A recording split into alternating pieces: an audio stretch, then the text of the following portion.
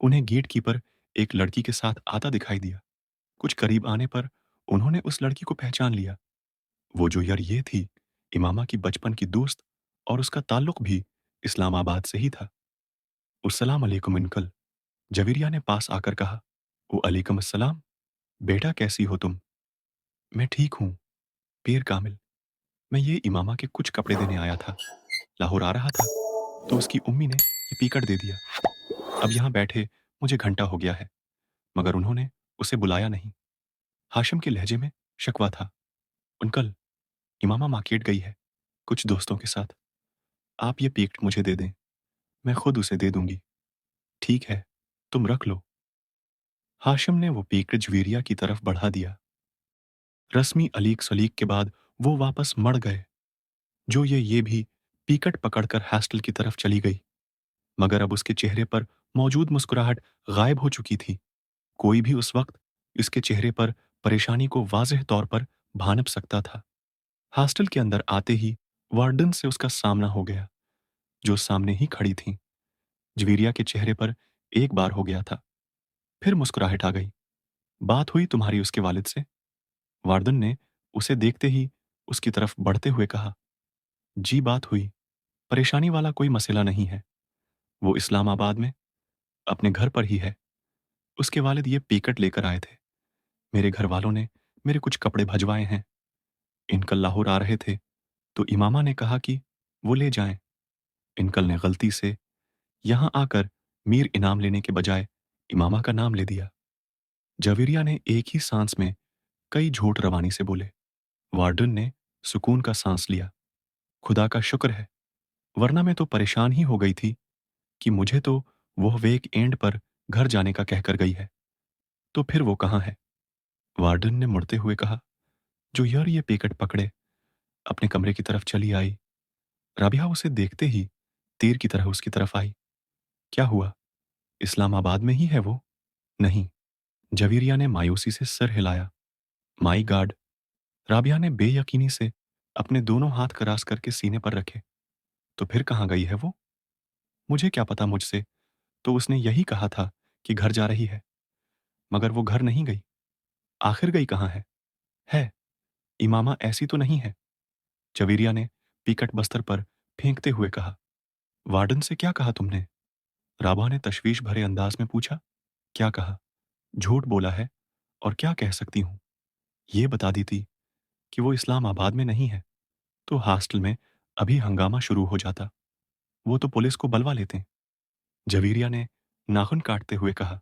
और उनकल को, उनको क्या बताया है? राबिया ने पूछा। उनसे भी झूठ बोला है, यही कहा है कि वो मार्केट गई है। मगर अब होगा क्या? राबिया ने परेशानी के आलम में कहा। मुझे तो ये फिक्र हो रही है कि अगर वो वापस ना आई तो मैं तो बड़ी तरह पकड़ी जाऊंगी।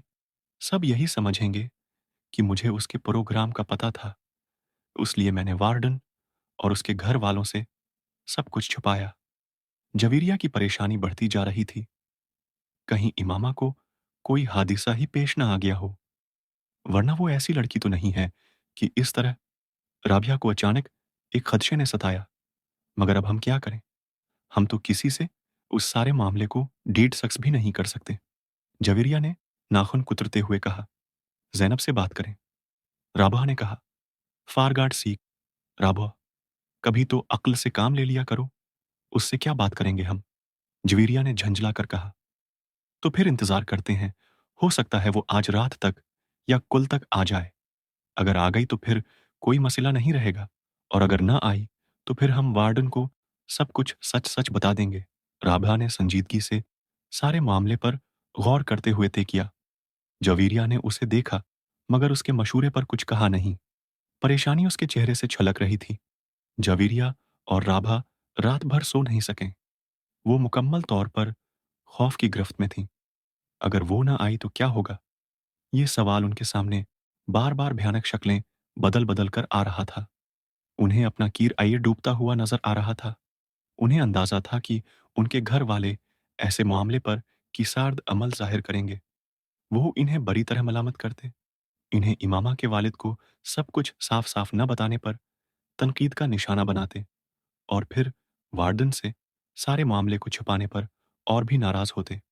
इन्हें अंदाजा नहीं था कि हकीकत सामने आने पर खुद बाशम मुबीन और उनकी फैमिली का अर्द अमल किया होगा। वो इस सारे मामले में इन दोनों के रोल को किस तरह देखेंगे? हॉस्टल में लड़कियां उनके बारे में किस तरह की बातें करेंगी? और फिर अगर ये सारा मामला पुलिस केस बन गया, तो पुलिस उनकी इस पर्दापोशी को क्या समझेगी? वो अंदाजा कर सकती थीं और इसीलिए बार-बार आन के रोंगटे खड़े हो रहे थे। मगर सवाल ये पैदा होता था कि वो गई कहाँ? और क्यों? वो दोनों उसके पिछले रवैयों का तजज़िया करने की कोशिश कर रही थीं। किस तरह पिछले 1 साल से वो बिल्कुल बदल गई थी। उसने उनके साथ घूमना-फिरना बंद कर दिया था। वो उलझी-उलझी रहने लगी थी। पढ़ाई में उसका अंतहाक भी कम हो गया था और उसकी कमगोई। और वो जो एक बार वो हमारे शॉपिंग के लिए जाने पर पीछे से गायब थी, तब भी वो यकीनन वहीं गई होगी जहाँ वो अब गई है। और हमने किस तरह बेवकूफ़ों की तरह उस पर एतबार कर लिया। राबिया को पिछली बातें याद आ रही थीं, मगर इमामा ऐसी नहीं थी। मैं तो उसे बचपन से जानती हूँ। वो ऐसी बिल्कुल भी नहीं थी। जो हर ये को अब भी उस पर कोई शक नहीं हो रहा था। ऐसा होने में कोई देर थोड़ी लगती है। बस इंसान का किरदार कमज़ोर होना चाहिए। राबिया गुमानी की अंतहा पर पहुंची हुई थी। राबिया, इसकी मर्ज़ी से उसकी मंगनी हुई थी। वो और असजद एक दूसरे को पसंद करते थे। फिर वो इस तरह की हरकत कैसे कर सकती है? जवेरिया ने उसका दिफ़ा करने की कोशिश की। फिर तुम बताओ कि वो कहाँ है? मैंने तो मक्खी बनाकर उसे किसी दीवार के साथ नहीं चिपकाया है। उसके बाबा इससे मिलने यहाँ आए हैं और वो अपने घर से आए हैं। तो ज़ाहिर है, वो है घर पर नहीं गई और हमसे वो यही कहकर गई थी कि वो घर जा रही है। राभा ने बेचारगी से कहा, ऐसा भी तो हो सकता है कि उसे कोई हादसा पेश आ गया हो। वो हो सकता है, वो इसीलिए घर न पहुँच सकी हो। वो हर बार यहाँ से फ़ोन करके इस्लाम आबाद अपने घर वालों को अपने आने की इत्तला दे देती थी, ताकि उसका भाई उसे कॉस्टर के स्टैंड से पक कर ले। अगर इस बार भी उसने इत्तला दी थी, तो फिर उसके वहाँ न पहुँचने पर वो लोग इत्मीनान से वहाँ न बैठे होते। वो यहाँ हॉस्टल में फ़ोन करते और उसके वालिद के अंदाज़ से तो ऐसा महसूस हुआ है, जैसे उसका उस वीक एंड पर इस्लामाबाद का कोई प्रोग्राम नहीं था। राबिया ने उसके कियास को मुकम्मल तौर पर रद्द करते हुए कहा, हाँ, वो कभी भी 1 माह में 2 बार इस्लामाबाद नहीं जाती थी, मगर उस बार तो वो दूसरे ही हफ्ते इस्लामाबाद जा रही थी और उसने वार्डन से ख़ास तौर पर ये कहकर इजाज़त ली थी, कोई न कोई बात ज़रूर है, कहीं न कहीं, कुछ न कुछ ज़रूर गलत है, जो ये को फिर खदशात सताने लगे। इसके साथ-साथ हम भी बुरी तरह डूबेंगे। हमसे बहुत बड़ी गलती हुई, जो हमने सब कुछ इस तरह को रॉब किया। हमें साफ-साफ बात करनी चाहिए थी इसके वालिद से कि वो यहाँ नहीं है। फिर वो जो है, चाहे करते। ये उनका मसला होता। कम इज़ कम हम तो इस तरह न फंसते, जिस तरह अब फंस गए हैं। राबिया मुसलसल बड़बड़ा रही थी। खैर अब क्या हो सकता है? सुबह तक इंतज़ार करते हैं। अगर वो कल भी नहीं आई, तो फिर वार्डन को सब कुछ बता देंगे। जवेरिया ने कमरे की चुकर लगाते हुए कहा, वो रात उन दोनों ने इसी तरह बातें करते हैं, जागते हुए गुजार ली। अगले दिन वो दोनों कॉलेज नहीं गईं। उस हालत में कॉलेज जाने का कोई फ़ायदा भी नहीं होता। अमामा वीकएंड पर हफ्ता को वापसी पर 9 बजे के करीब आ जाया करती थी, मगर वो इस दिन नहीं आई। उनके एहसाब जवाब देने लगे। 2:30 बजे के करीब वो फ़िक रंगत और का नीते हुए हाथों के साथ अपने कमरे से वार्डन के कमरे में जाने के लिए निकल आए। उनके ज़हन में वो जुमले गर्दिश कर रहे थे, जो उन्हें वार्डन से कहने थे। वो वार्डन के कमरे से अभी कुछ दूर ही थीं, जब उन्होंने इमामा को बड़े इत्मीनान के साथ अंदर आते देखा। उसका बैग उसके कांधे पर था और फ़ोल्ड हाथों में। वो यकीनन सीधी कॉलेज से आ रही थी। जवेरिया और राबा को यूं लगा जैसे उनके पैरों के नीचे से निकलती हुई जमीन एकदम थम गई थी। उनकी रखी हुई सांस एक बार फिर चलने लगी थी। कल के अखबारात में मुतवक्का वो हेडलाइंस जो भूत बनकर उनके गर्द नाच रही थीं, एकदम गायब हो गईं और उनकी जगह उस गुस्से और इश्तिहाल ने ले ली थी, जो उन्हें इमामा की शक्ल देखकर आया था। वो उन्हें देख चुकी थी और अब उनकी तरफ बढ़ रही थी। उसके चेहरे पर बड़ी खुशगवार सी मुस्कुराहट थी। तुम दोनों आज का लज क्यों नहीं आए? सलाम दुआ के बाद उसने उनसे पूछा, तुम्हारी मुसीबतों से छुटकारा मिलेगा तो हम कहीं आने जाने का सोच सकेंगे। राबिया ने तंद व तेज लहजे में उससे कहा। इमामा के चेहरे की मुस्कुराहट गायब हो गई। क्या हुआ राबिया? उस तरह गुस्से में क्यों हो? अम्मामा ने कुदरे तशवीश से पूछा। तुम जरा अंदर कमरे में आओ, फिर तुम्हें बताती हूं कि मैं गुस्से में क्यों हूं। राबिया ने उसे बाजू से पकड़ लिया और तकरीबन खींचते हुए कमरे में ले आई। जो यार ये कुछ कहे बगैर इन दोनों के पीछे आ गई। उमामा हका बिका थी और राबिया और जवीरिया के रवैये को समझ नहीं पा रही थी। कमरे में दाखिल होते ही राभा ने दरवाजा बंद कर लिया। कहां से आ रही हो तुम? राबिया ने मड़कर इंतहाई तल्ख और दरश्त लहजे में उससे पूछा। इस्लामाबाद से। और कहां से? अमामा ने अपना बैग नीचे जमीन पर रख दिया। उसके जवाब ने राबा को कुछ और मुश्ताल किया।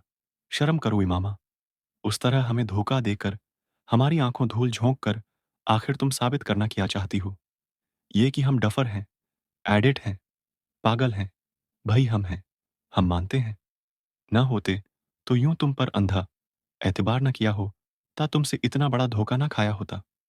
राबिया ने कहा। मुझे तुम्हारी कोई बात समझ में नहीं आ रही। कुन साधु का कैसा धोखा? क्या ये बेहतर नहीं है कि तुम आराम से मुझे अपनी बात समझाओ? अमामा ने बेचारगी से कहा। तुम वेक इंड कहाँ गुजार कर आई हो? जवीरिया ने पहली बार है गुफ्तगू में मुदाखलत की। तुम्हें बता चुकी हूं, इस्लामाबाद में। वहां से आज सीधा कॉलेज आई हूं और अब कॉलेज से। राबिया ने उसे बात मुकम्मल नहीं करने दी। बकवास बंद करो। ये झूठ अब नहीं चल सकता। तुम इस्लामाबाद नहीं गई थी। ये तुम कैसे कह सकती हो? उस बार इमामा ने भी कुदरे बुलंद आवाज में कहा। क्योंकि तुम्हारे फादर यहां आए थे कल। इमामा का रंग उड़ गया। वो कुछ बोल नहीं सकी। अब क्यों मना बंद हो गया है? अब भी कहो, इस्लामाबाद से आ रही हो। राबिया ने तंजिया लहजे में कहा। बाबा यहां आए थे। इमामा ने उठकते हुए कहा। हाँ आए थे, तुम्हारे कुछ कपड़े देने के लिए। जवीरिया ने कहा। नहीं, ये पता चल गया कि मैं हॉस्टल में नहीं हूं। मैंने झूठ बोल दिया कि तुम हॉस्टल से किसी काम से बाहर गई हो। वो कपड़े देकर चले गए। जवीरिया ने कहा। इमामा ने बेअख्तियार इत्मीनान का सांस लिया। उन्हें कुछ पता नहीं चला?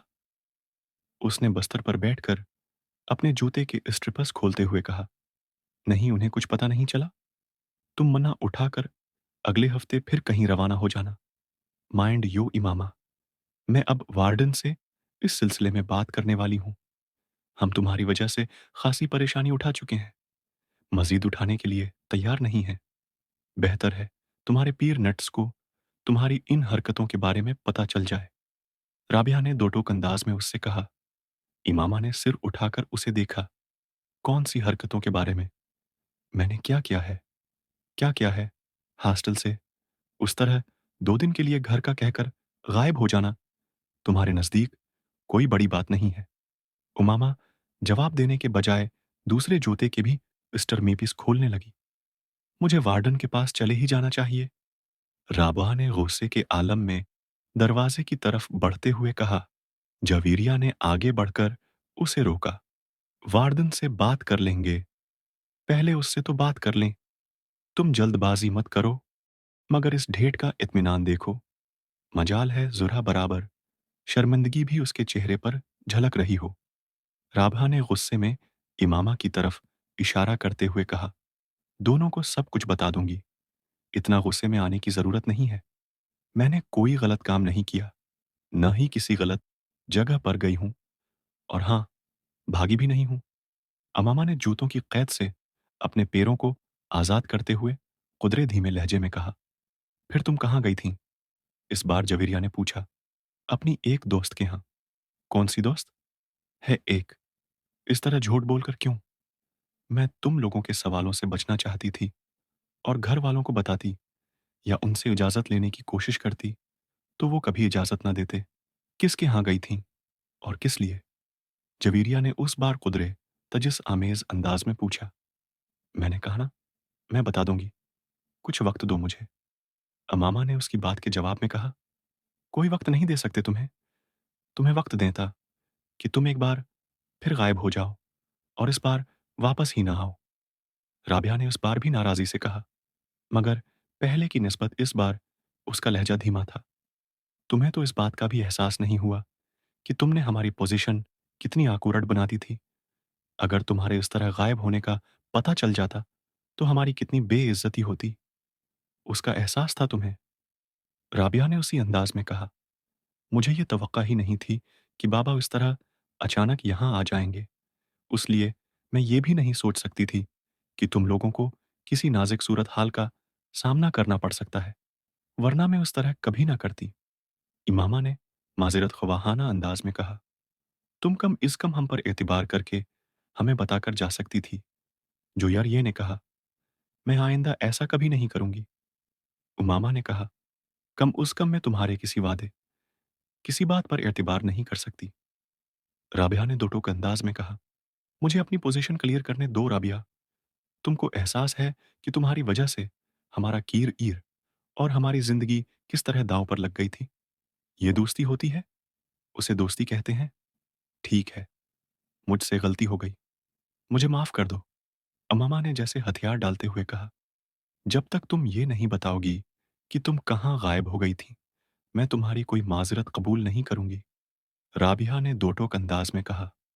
अमामा कुछ देर उसे देखती रही, फिर उसने कहा, मैं सबीहा के घर चली गई थी। जवेरिया और राबा ने हैरानी से एक दूसरे को देखा। कौन? उन दोनों ने तकरीबन बीक वक्त पूछा। तुम लोग जानती हुआ से। उमामा ने कहा, वो फोर्थ अहीर की सबीहा। जवेरिया ने बेअख्तियार पूछा। उमामा ने सिर हिलाया। मगर उसके घर किस लिए गई थी तुम? दोस्ती है उससे मेरी। उमामा ने कहा, दोस्ती? कैसी दोस्ती? 4 दिन की सलाम दुआ है तुम्हारे साथ उसकी, और मेरा ख्याल है तुम तो उसे अच्छी तरह जानती भी नहीं हो, फिर उसके घर रहने के लिए क्यों चल पड़े? जवेरिया ने एतराज करते हुए कहा, वो भी इस तरह झूठ बोलकर। कम कम उसके घर जाकर रहने के लिए तुम्हें हमसे या अपने घर वालों से झूठ बोलने की जरूरत नहीं थी। राबिया ने आसी लहजे में कहा, तुम उसे कॉल करके पूछ लो कि मैं उसके घर पर थी या नहीं। अमामा ने कहा, चलो ये मान लिया कि तुम उसके घर पर थी, मगर क्यों थी? जवेरिया ने पूछा। अमामा खामोश रही। फिर कुछ देर बाद उसने कहा, मुझे उसकी मदद की जरूरत थी। उन दोनों ने हैरान होकर देखा। किस सिलसिले में? अमामा ने सिर उठाया और पलकें झपकाए बगैर देखती रही। जो ये ने कुछ बेचैनी महसूस की। किस सिलसिले में? तुम अच्छी तरह जानती हो। अमामा ने कुदरे मध्यम अंदाज में कहा। मैं। जवेरिया ने कुछ गड़बड़ाकर राबिया को देखा। जवाब बड़ी संजीदगी से उसे देख रही थी। हाँ, तुम तो अच्छी तरह जानती हो। तुम पहेलियां मत बुझवाओ। सीधी और साफ बात करो। जवेरिया ने कुदरे सख्त लहजे में कहा। उमामा सिर उठाकर खामोशी से उसे देखने लगी। फिर कुछ देर बाद शिकस्त खुर्दा अंदाज में उसने सर झुका दिया। बताओ ना, आखिर तुम्हारी जिंदगी की सबसे बड़ी ख्वाहिश क्या है? उस दिन कॉलेज में इमामा ने जवेरिया से इसरार किया। जो ये कुछ देर इसका चेहरा देखती रही। मेरी ख्वाहिश है कि तुम मुसलमान हो जाओ। इमामा को जैसे एक करंट सा लगा। उसने शाक और बेयकीनी के आलम में जो ये को देखा। वो धीमे लहजे में कहती जा रही थी, तुम मेरी इतनी अच्छी और गहरी दोस्त हो कि मुझे ये सोचकर तकलीफ होती है कि तुम गमराही के रास्ते पर चल रही हो और तुम्हें उसका एहसास तक नहीं है। न सिर्फ तुम बल्कि तुम्हारी पूरी फैमिली। मेरी ख्वाहिश है कि नेक अमाल पर अगर अल्लाह मुझे जन्नत में भेजे तो तुम मेरे साथ हो, लेकिन उसके लिए मुसलमान होना तो जरूरी है। इमामा के चेहरे पर एक के बाद एक रंग आ रहा था। बहुत देर बाद वो कुछ बोलने के काबिल हो सकी। मैं तवक्का नहीं कर सकती थी जो ये कि तुम मुझसे तहरीम है जैसी बातें करोगी। तुम्हें तो मैं अपना दोस्त समझती थी, मगर तुम भी। जवेरिया ने नरमी से उसकी बात काट दी। तहरीम ने तुमसे तब जो कुछ कहा था, ठीक कहा था। अमामा पलकें झपकाए बगैर उसे देखती रही। उसे जो ये की बातों से